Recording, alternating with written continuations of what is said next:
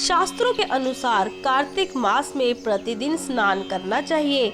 भगवान विष्णु, माता लक्ष्मी व तुलसी माता की पूजा करनी चाहिए। साथ ही भगवान विष्णु व कार्तिक की कथा पाठ का श्रवण करना चाहिए, जिससे जन्म जन्मांतर के पापों का नाश होता है एवं घर में सुख समृद्धि का वास होता है।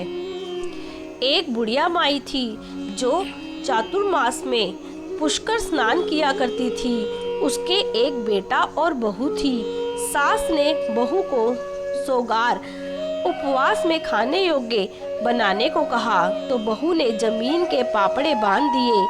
बेटा माँ को पहुँचाने के लिए पुष्कर गया। बेटा रास्ते में बोला, माँ सोगार कर ले। जहाँ पानी मिला वहीं सोगार करने बैठ गई तो पापड़े फलाहार बन गए। पुष्कर में माँ के रहने के लिए झोपड़ी बनाकर बेटा वापस घर आ गया। रात्रि में श्रवण मास आया और बोला, बुढ़िया माई दरवाजा खोल। तब बुढ़िया माई ने पूछा, तू कौन? मैं श्रवण। बुढ़िया ने तुरंत दरवाजा खोल दिया। बुढ़िया ने शिव पार्वती की पूजा अर्चना की, बेल पत्थर से अभिषेक किया। जाते समय श्रवण ने झोपड़ी के लात मारी और झोपड़ी की एक दीवार सोने की हो गई। फिर भद्रपाद मास आया। उसने भी दरवाजा खोलने को कहा। बुढ़िया ने दरवाजा खोला, सत्तू बनाकर कजरी तीज बनाई। भद्रपाद भी लात मार कर गया तो दूसरी दीवार हीरे की हो गई। इसके बाद अश्विन मास आया और उसने भी दरवाजा खोलने को कहा। बुढ़िया ने दरवाजा खोला, पितरों का तर्पण कर ब्राह्मण भोज कराकर श्राद्ध किया। नवरात्रि में माँ दुर्गा की अखंड जोत जलाई। सत्य की विजय दिवस के रूप में बुराई का अंत की खुशी दशहरा मनाया। अश्विन ने लात मारी और तीसरी दीवार भी बहुमूल्य रत्नों से जड़ित हो गई। इन सब के बाद कार्तिक मास आया। उसने भी दरवाजा खोलने को कहा। बुढ़िया ने दरवाजा खोला। अति प्रसन्न मन से कार्तिक स्नान किया, दीपदान कर दिवाली, गोवर्धन पूजा, भैया दूज, आंवला नौवीं मनाई।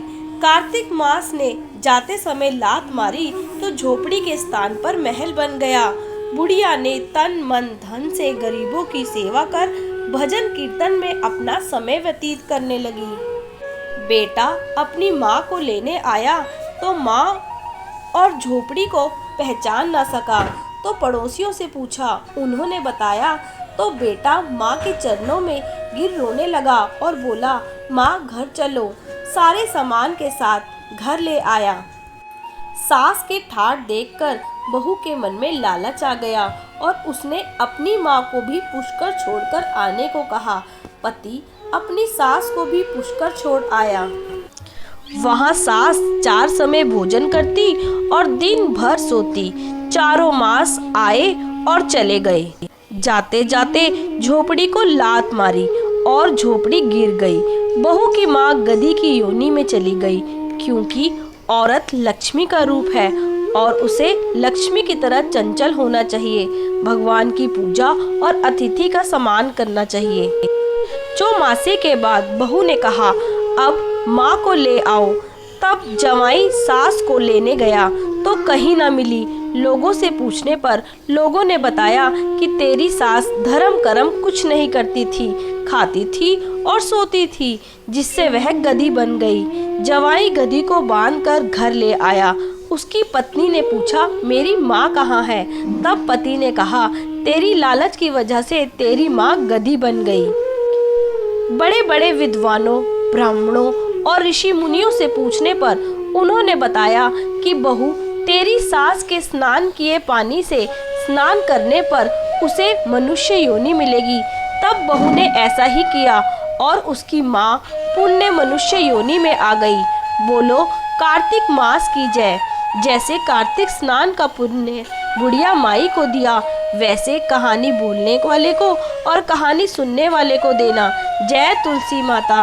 राधे राधे।